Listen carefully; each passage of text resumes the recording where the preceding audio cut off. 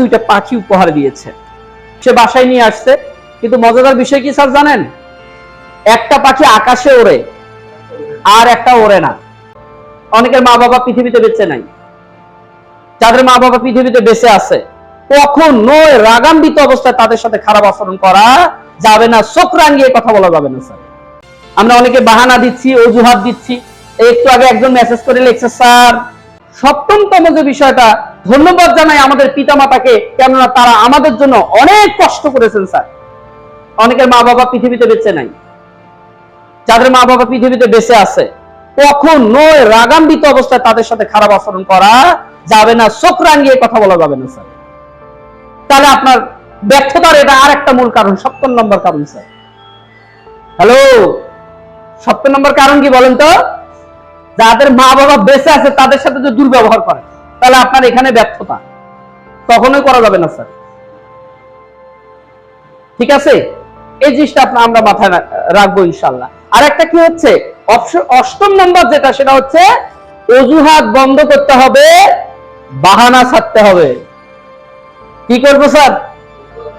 অজুহাত বন্ধ করতে হবে আর বাহানা ছাড়তে হবে। এক রাজার 2টা পাখি ছিল, আর এক দেশের রাজা দোস্তর বাড়িতে বেড়াইতে আসছে।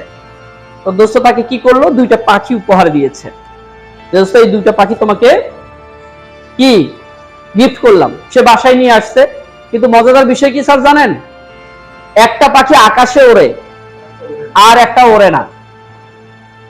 হ্যালো, একটা কি হয়, আকাশে ওড়ে, আর একটা কি আকাশে ওড়ে না। এখন স্যার এখানে আসেন, স্যার আসেন, এখানে আসেন। বস।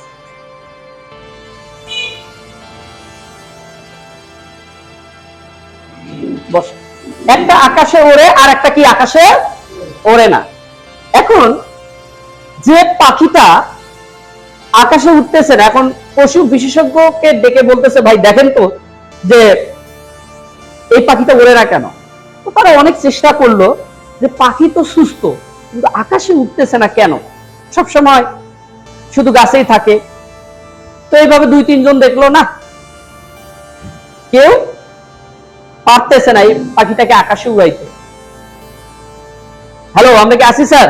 ওকে, আকাশে উড়াইতে পারতেছে না। তারপরে এক দিনমজুরি এক ব্যক্তি এসে বলতেছে, রাজামশাই যদি মনে কিছু না করেন আমি একটু চেষ্টা করে দেখতে পারি। মানে একজন জীর্ণশীর্ণ একটা মানে ব্যক্তি এসে বলতেছে যে আপনি যদি আমাকে অনুমতি দেন রাজা সাহেব, তাহলে আমি পাখিটাকে একটু কি উড়িয়ে দেখতে পারি। তো রাজা বলতেছে, এত গবেষকেরা পারলো না, তুমি পারবা, যাও দেখো বলে রাজা বিশ্রামাগারে চলে গেলেন। কিন্তু একটু পর ওই 2টো পাখিটা ওড়া শুরু করেছে। প্রহরী এসে বলতেছে, রাজামশাই ঘটনা তো ওইদিকে ঘটে গেছে। কি ঘটেছে? বলতেছে ওই পাখিটা তো আকাশে উঠতেছে। ওই পাখিটা কি হচ্ছে, আকাশে উঠতেছে। তখন রাজামশাই এসে দেখে, হ্যাঁ সত্যি সত্যি 2টা পাখি আকাশে উঠতেছে। তখন ওই লোকটিকে ডাকা হলো যে এত পশু বিশেষজ্ঞ, পাখি বিশেষজ্ঞকে আমি দেখাইলাম, ওই পাখিটাকে আকাশে উড়াইতে পারলো না, আর তুমি আকাশে উড়াইতে পারলা, ঘটনাটা কি বলো তো, ঘটনাটা কি? তখন এই লোকটি বলল, স্যার মনে কিছু নেবেন না, একটা কথা বলি। কি কথা? যে আমি পাখিটার লক্ষণ মানে দেখতেছি, যে পাখিটাকে আমি যখন উড়িয়ে দিচ্ছি ওই ডালে এসে বসে, আবার যখন উড়িয়ে দেই আবার ওই ডালে এসে বসে। তখন আমি কি করলাম, তখন আমি ওই ডালটাই কেটে ফেললাম। আর যখন ডালটা কেটে ফেললাম তখন ওই পাখিটা ওই ডালে আর মানে বসতে পারতেছে না, তখন সে কি আকাশে উঠতেছে। স্যার আপনার এই অজুহাতের যে ডালটাতে আপনি বসে আছেন, বের করেন তো সেই ডালটা কি স্যার? আমরা অনেকে বাহানা দিচ্ছি, অজুহাত দিচ্ছি। একটু আগে একজন মেসেজ করে লিখছে, স্যার কি লিখছে,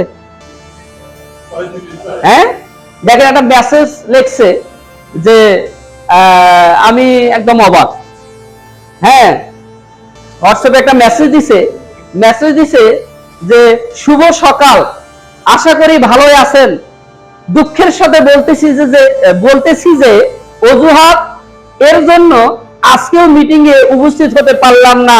আশা করি আগামীর মিটিং এ যথাযথ উপস্থিত থেকে সকল কার্যক্রম চলমান হবে ইনশাআল্লাহ। আমাদেরকে মেসেজ দিচ্ছে স্যার, কে মেসেজ দিচ্ছে বলবো না, আমাদের একজন লিডার। হ্যাঁ, তো যাক, দুঃখের সাথে উনি জানাইছে বিষয়টা যে আজকে উপস্থিত থাকতে পারলাম না। তাহলে দেখেন, এখন তার কাজে হয়তোবা থাকতেও পারে, জরুরি কাজ, কিন্তু যদি তার এটা অজুহাত হয়, সে আবার লেখেও দিচ্ছে। জি জি জি, এবং সে গত সপ্তাহেও কিন্তু আমাদের মিটিং এ উপস্থিত থাকে নাই, ঠিক আছে, এই কথাই বলছে ঠিক। তাহলে এগুলো আমাদেরকে ছাড়তে হবে স্যার, রাজি আছি।